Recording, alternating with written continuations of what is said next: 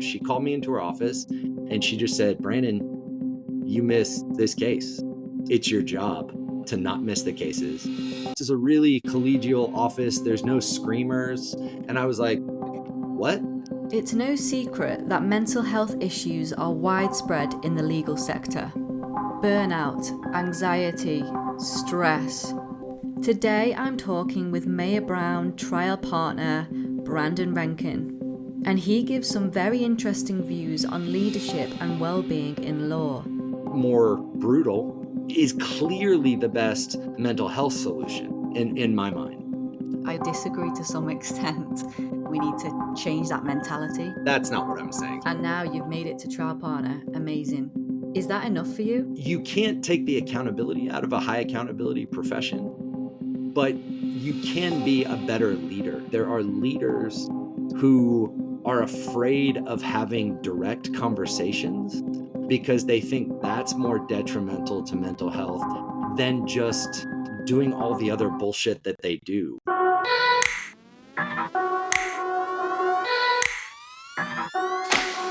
I went to partnership meetings and something would be brought up and the response would be, yeah, but that's a really difficult conversation.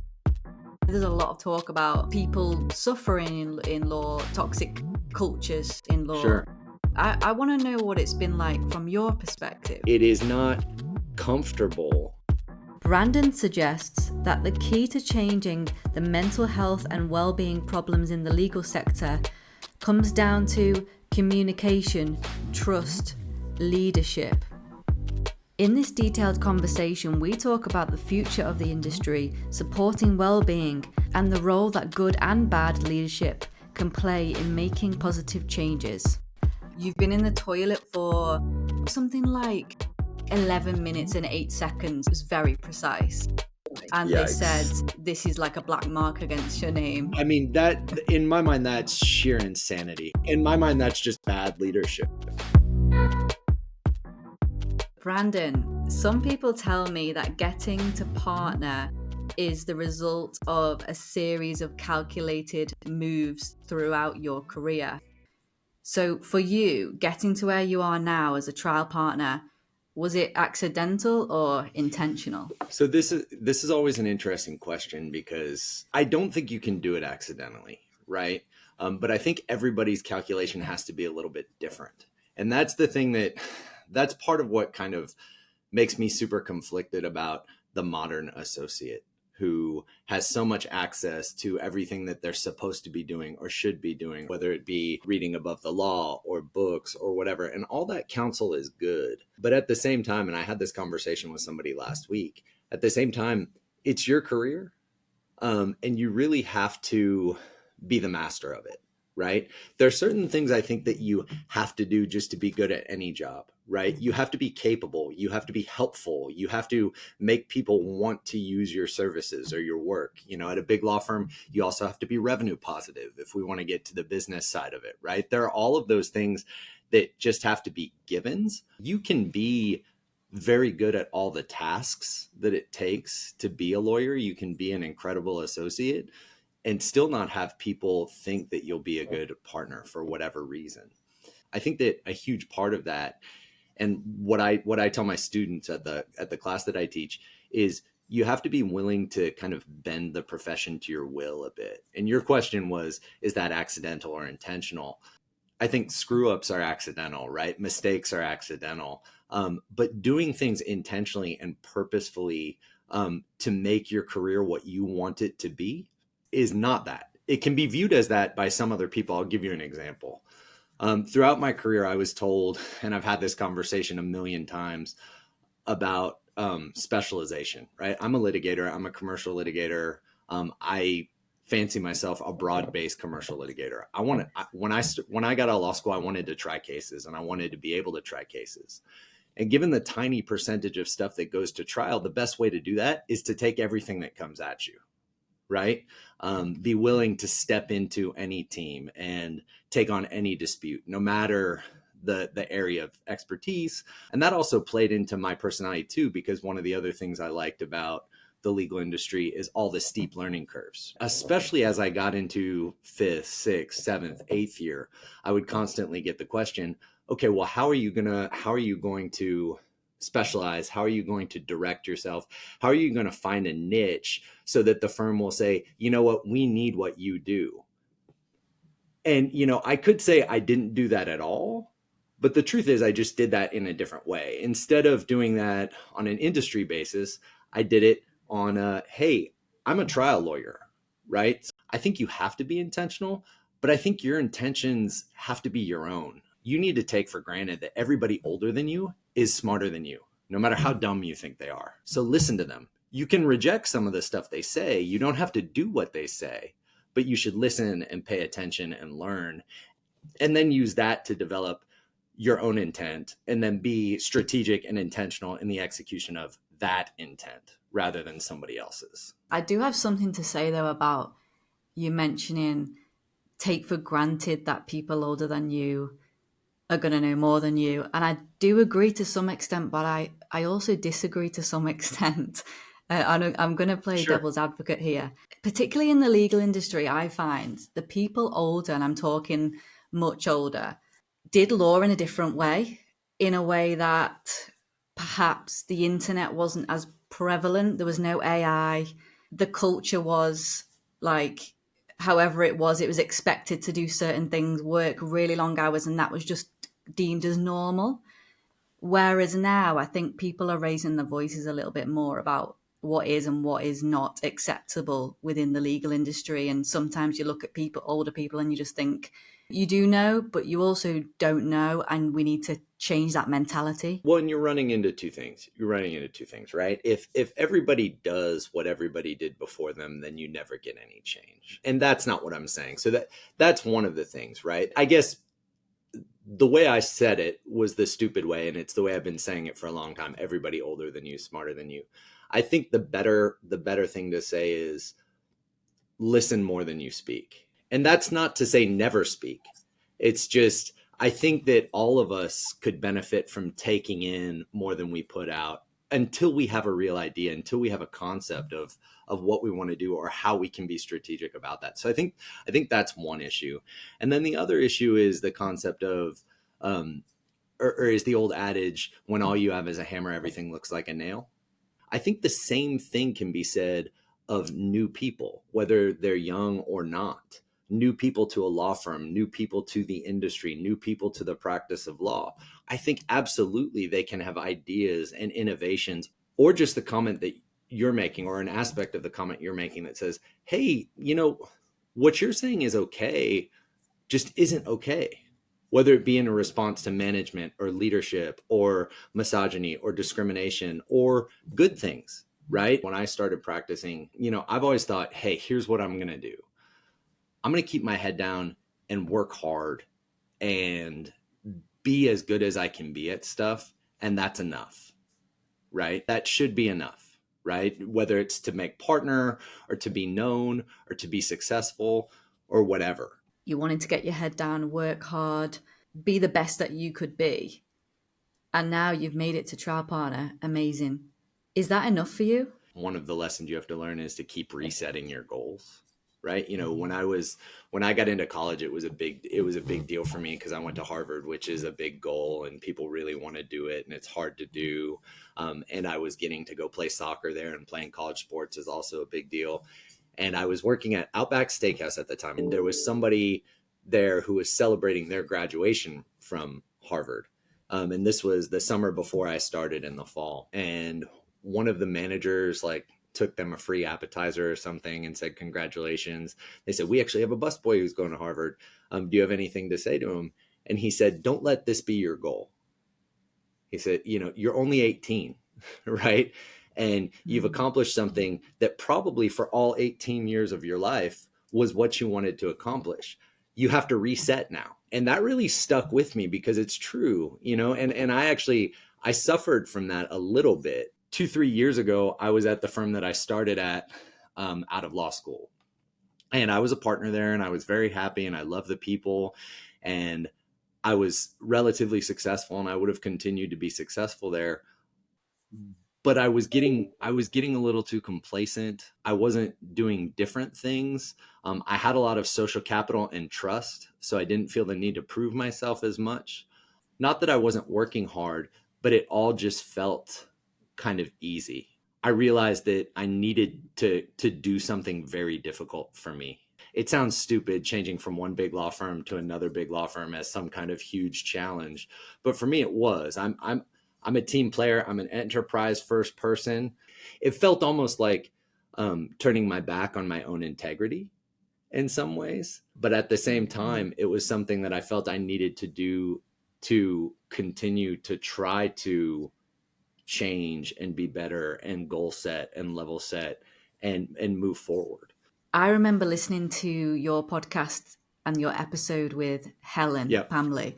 And when she talked about quitting her job pretty much Yep. cold turkey, I remember you saying, whoa, it was already a big deal going from one law firm to another. Yeah. Well, that was a funny moment because she talked about telling I think her father, how miserable she was and how she wanted to leave, and she was expecting to get pushback from him. And he said, well, it sounds like you got to do it. And I told her, I was like, man, you got real lucky because you had somebody call your bluff. And, that's a real stark moment where you're put face to face with the reality that you've just described for yourself that you know to be true. Yeah, I got chills when I heard her say, I had to call my dad and say, I can't do this anymore. I was like, whoa. Right. And rather than saying, kind of the salaryman, work a day response of, no, that's irresponsible. You need to go back to the factory. Right. He said, you know what, you're right. And especially at a generational level, like that's an incredible thing. Definitely, yeah. I see you from what I know of you. You're highly ambitious and you try and push yourself out of your comfort zone. Otherwise, you wouldn't have felt like I need to move on. And you've been at this firm for so many years, and everything's in place for you. You've got this support, and you move on and make that jump. And you're always pushing yourself. And another thing is the podcast. Your podcast, is that something that you did to push yourself out of your comfort zone? What was the reasoning behind it? The reason I did the podcast is because it's called Unlawful. And that was just kind of it's called Unlawful because it's a play on unawful. That's not just branding. I joke about it, and I've said it a million times on the podcast. The number one response you get from any lawyer at any age, if you're walking around the halls and you say, hey, how are you doing? You get like a sarcastic living the dream, at least in the United States. I don't know if that's the same internationally, No.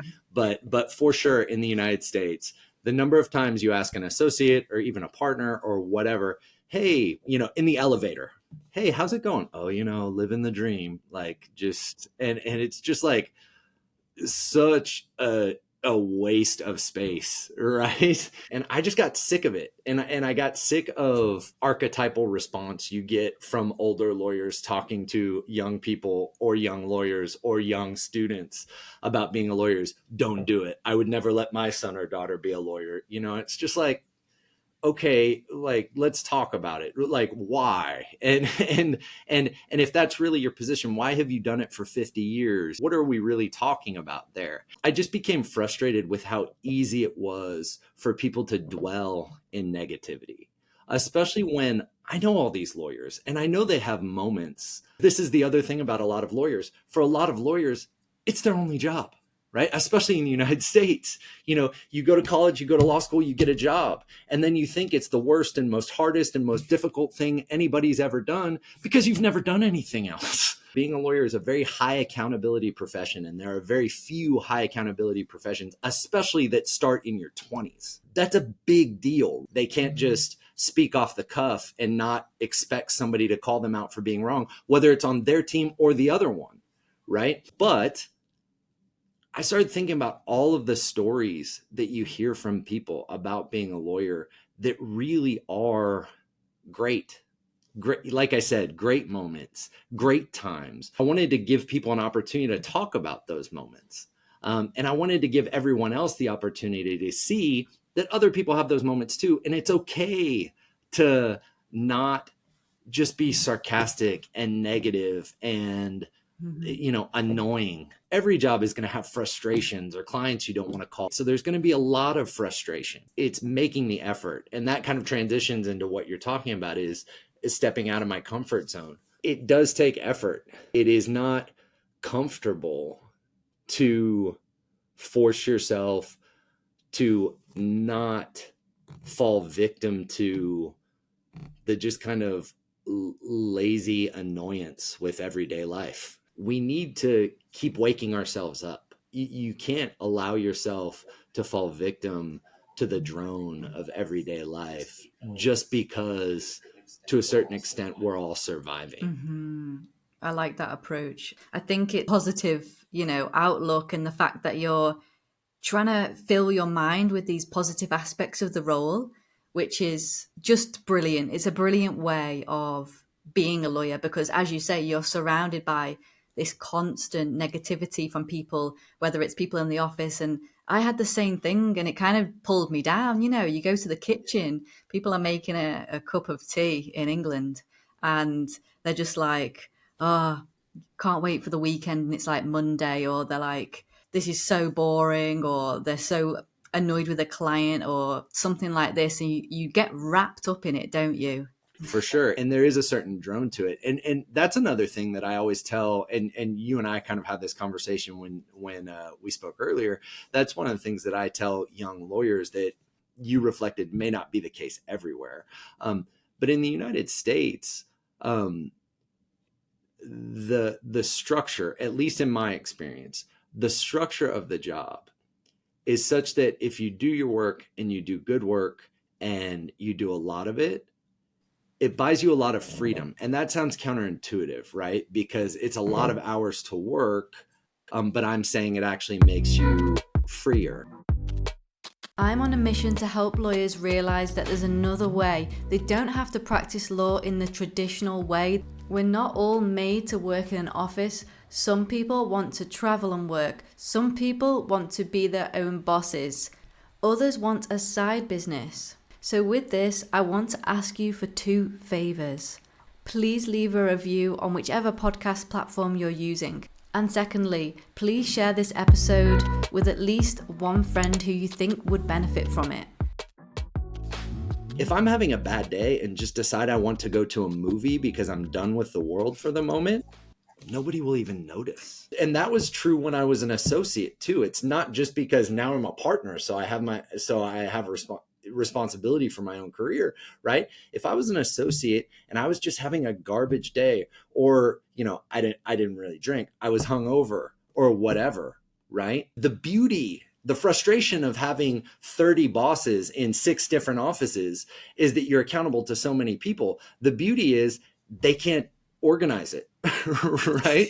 They don't know. If you have a high enough level of trust and a high enough amount of social capital, then people are going to trust if you're not in your office, you're still doing what you're supposed to be doing. Brandon, I actually can't believe that happened to you because that is just not an option in the UK. I'm pretty sure I can vouch for most people, even in, big law associates. I'm like, that's just not a thing. So I think you're very lucky in that sense that you were able to do that. I don't know, maybe I'm overstating it, but I really don't think I am, because it's one of those things where 2,400 hours or 2,600 hours is 2,400 hours or 2,600 hours. Who cares when they get done, right? Obviously, if you have deadlines, or if you need to be in court, or there's a meeting or a client responsibility or stuff like that, for sure. For my entire career, work was performed on a trust basis. Let's take out the going to the movies aspect. Let's say I just had a brief I really needed to write, and I needed to think about just that brief for a full day, so I couldn't handle people coming to my door or calling me or whatever. I could stay home and do it. And nobody really asked, as long as I got the work done. Like I said, for the bulk of my career, it's been, you're an adult, you have a job to do, get the job done. For sure, that's an aspect that varies greatly across different work cultures, and even within different law firms, and even within different law firms in different cities. I just want to give you a comparison to what's happened to me compared to you. So Sure. in one place, they timed everyone going to the toilet. So, Yikes. which is like, I'm pretty sure it's against, human rights or something, but they would time For sure. they would time everyone going to the toilet, and bearing in mind it was quite a massive building, so it would take you a good 4 minutes to walk to the toilet. And one time they said to me, "You've been in the toilet for, I think it was something like 11 minutes and 8 seconds," like it was very precise. And they said, "This is like a black mark against your name." And I was like, "Guys, what's going on?" Yeah, yeah, yeah. I mean, that in my mind, that's sheer insanity. And it obviously it's insane. I mean, but and it gets back to what I said when I was talking earlier, is that, like, if you don't have trust within an enterprise, Hmm. I'm not sure what you're doing. Right, like, and it's easy to say that, it's harder to make it, right? Like, how do you create trust? It's the same thing with loyalty, right? How do you create those things in a world where everybody just wants to make more money or jump around or move, or anytime anything gets hard they quit, or whatever it may be, right? How do you build an enterprise in which everybody respects and trusts and cares for each other and their shared goals, Mm-hmm. right? The number one way I think you don't do that is time people when they go to the restroom. Yeah, right. Like, That's like the it, number one rule. it, in my mind, that's just bad leadership, Oh, for sure. 100%, 100%. I want to ask you, from your experience, and I love the fact that you've been trusted and you haven't been micromanaged, and it sounds like you've been in some brilliant work cultures, to be honest. How has your view of well-being in law been? Because I know there's a lot of talk about people suffering in law, toxic cultures in law. I want to Sure. know what it's been like from your perspective. It sucks for me to talk about this because I sound extremely naive about it. Um, because I haven't experienced a lot of toxicity. I've seen it and heard about it and been adjacent to it. I think, when you're a, again, I don't know how this works in England, but when you're a young associate at a big law firm in the United States, you're constantly getting headhunter calls. And when I was younger, I can specifically remember getting a call from a headhunter who said, "This is a really collegial office. There's no screamers." And I was like, "What?" I was like, "What are you talking about?" And she was like, "Yeah, screamers. There's no people who scream in the office." And I was like, "Oh, well, the fact that you even have to say that, is probably a bad sign." Because I just had never experienced it. Now, had I experienced it, and like I said, there's a certain aspect of the mental health um, condition of the job that is intrinsic to the job because it's high accountability. The thing that makes it worse is how people handle it, and I'm talking about both sides of the equation. Both the leader and the follower, or the management and the team, or whomever it may be. You can't take the accountability out of a high accountability profession, um, but you can be a better leader. You can be a better environment. You can be a better team. One of the examples I give of this is very early in my career. I was working with someone. Her name is Janet. She's the same woman I mentioned earlier who became a very important mentor in my life. And we were on a case together, and I missed a case. I just missed it. Right? I didn't find it, and somebody else did. Mm-hmm. She didn't tell other people. She didn't write it in my review 6 months later. What she did was far more devastating directly, right? But a better way to handle the issue. She called me into her office and she just said, "Brandon, you missed this case. It's your job to not miss the cases. Don't do it again." And look, at that moment, like, it's like your parents telling you they're not mad, they're just disappointed. Mm-hmm. Right? But what I found, and what I was shocked by as I became an adult, is that there are a lot of leaders in every industry, because I've worked in a bunch of industries.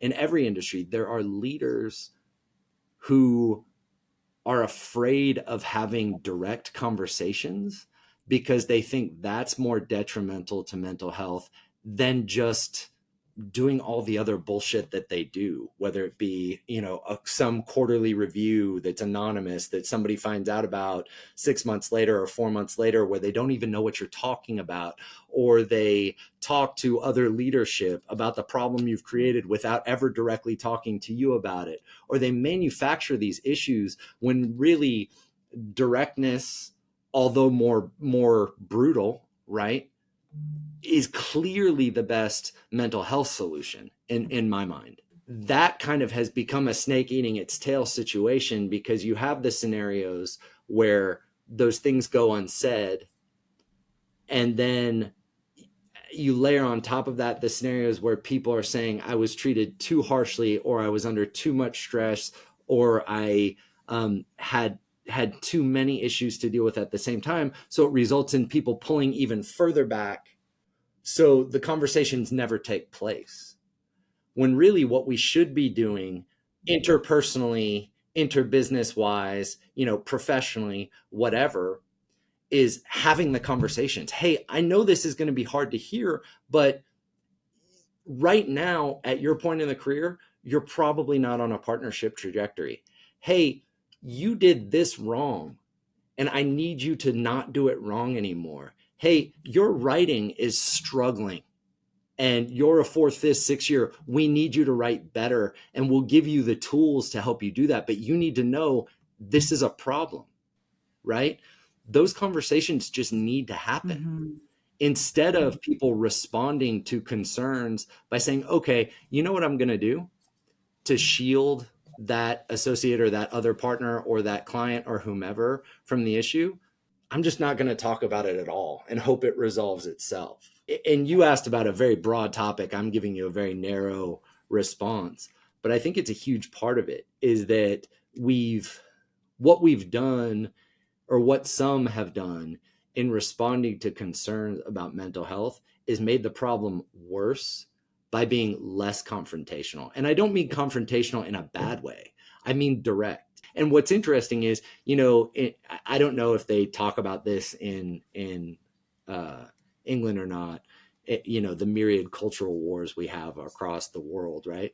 But there's this snowflake mentality, right? That, everybody criticizes younger generations because they're snowflakes or whatever.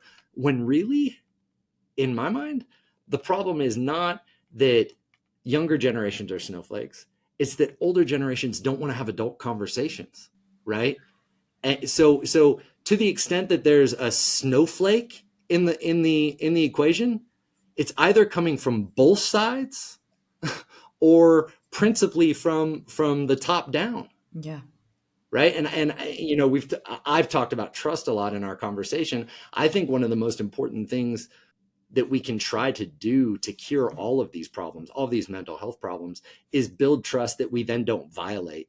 Right.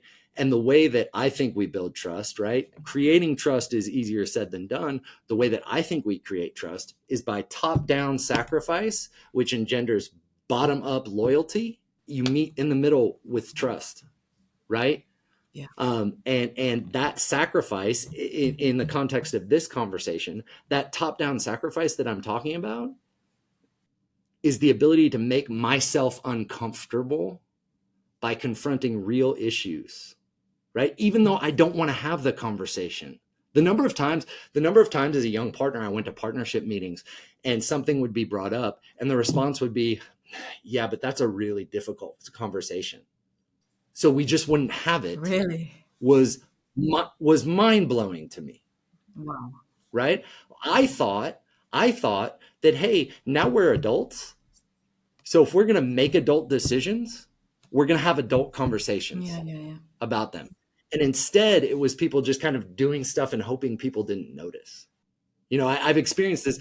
The most iconic way that I've experienced this is with respect to people changing jobs, changing firms, whatever, where they just disappear or close the door, right? And it's like, no, you're making a decision and it's a hard and difficult and adult decision. You owe it to people who have invested in you to have that conversation with them. The same as they would owe it to you if you're not meeting expectations, right? But instead, a huge percentage of adult people in a high accountability industry where people are making tons of money and making complicated decisions just choose not to have the conversation because it's too scary. And that doesn't make any sense to me. But I think it's particularly interesting what you say about trust and leadership. I like that. And I do agree that that is the key to change in the industry and well-being and mental health within the industry, because it comes from the top down, kind of like you say.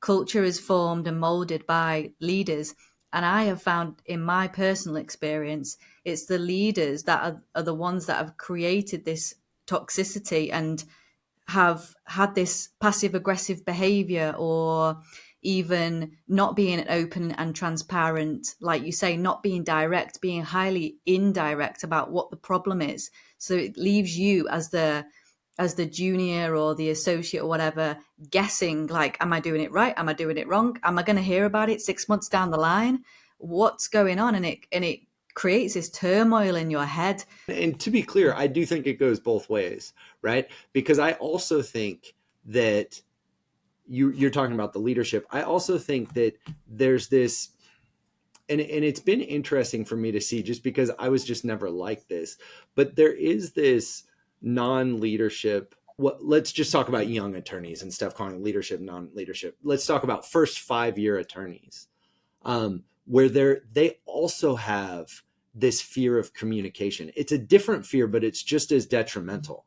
Where, for example, they won't confront, let's just use vacation, for example, right? Everybody needs a break. Everybody needs to recharge. I don't care how important or powerful you are at a law firm. You understand that everybody's going to have time, whether it's to go on vacation or to be with their family or to go to a graduation or to get married or whatever it is. Everybody knows that, right? And if you're working at a place that punishes you for that, just go work somewhere else, right? And I know that's easier said than done, but I don't think that's the case at most places. I think that what happens is that the younger attorney is so afraid of confronting the fact that they're going to do this thing, take 4 days, 5 days, 6 days off, that they just don't communicate it. And then they cancel trips and cancel plans and don't do things because they feel like they're tied to something that really, we're all human. And if the communication had happened, if these difficult conversations, right, happen directly and early and often, then everybody's just more in tune. What's interesting about that conversation is it's a combination of ego and lack of ego, right? The ego aspect of it is, I'm so important to this project that only I can do the job, right? And then the lack of ego is, but I'm not important enough to impose myself on my own career. Where does that fear come from? I think it depends on the person. I think that I do think, and I could be totally wrong about this, but I do think that people read above the law too much. I'm glad it didn't exist, or maybe it was in its nascency when I was starting. But I think they read what you're supposed to do, what you have to do, what successful associates do. They're tied to their desk. They never leave. They never go on vacation.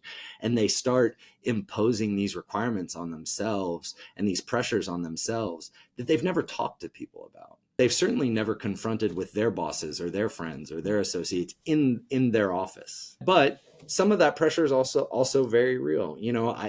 I lived across the street from my office for the first 10 years I practiced. So it made it, if somebody sent out an email at 4 a.m., I'd be like, yeah, I'll do it because I could. And it was easy. And it made me look super on the ball. It's a combination of external pressures and internal pressures, but it's all born of just lack of communication. But I also just didn't have problems communicating. So that helped. But I think to your question, I think it's a combination of internal and external pressures. And I think that some of the internal pressures are created by the external ones, whether it be third party or management or leadership or whatever, but some of them are just manufactured. I guess the fear comes from, like you say, expectation. But I think it's also the responsibility of leadership to create that trust relationship where someone feels comfortable to express what they need to express. I'm also a highly communicative person, but put me in a situation where I don't feel comfortable with that other person, I'm going to kind of shut off. That might be, I don't know, a problem of mine. I don't think that it's possible. So I agree with you. And I described it as sacrifice earlier. But let's talk about it in this context, right? I think it is the goal of leadership to not only say to their non-leadership employees in any job, hey, when the shit hits the fan, I am the one who's responsible and I am the one who is accountable. And I'm relying on all of you to help make sure that we get the best possible outcomes. And I am putting that trust in you. And in response, the trust that you put in me is to be, among other things, reasonable, but is also to be open to everything that you have to do personally to get the best outcomes, because you're going to be the ones doing the work by and large, right? And if what that means is that, in the vacation example, if what that means is you have to go to your daughter's recital, that I will sacrifice to do whatever I have to do to move the team around to make sure that we'll be on top of anything that would be solely your responsibility.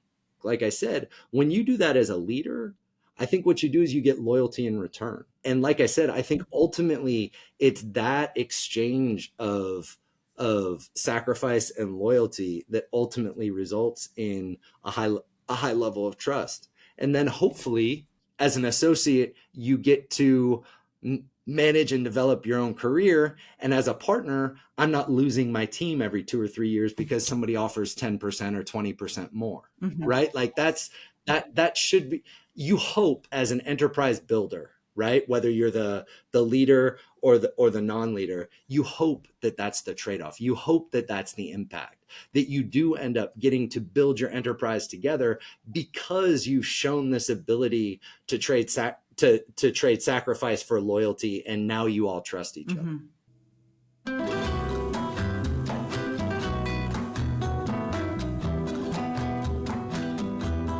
Thank you for listening to this episode of More Than a Lawyer.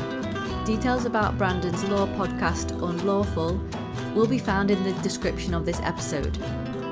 If you enjoyed this episode, then it's very likely that you'll enjoy another episode called The Truth About Being a Big Law Partner, Time for Change. This involves a conversation between me and Helen Pamley where she reveals what it's really like to be a big law partner and why she eventually quit. If you're a lawyer and you want to build authority, build a personal brand, network, gain opportunities, then one of the best ways you can do this is by creating your own podcast. It is an incredible way to connect with your audience and build a side business, a side hustle, or a personal brand. I help lawyers and law firms create their own podcasts. If you're interested in learning how I can help you, then please go to the show notes, the description of this episode, to find out more.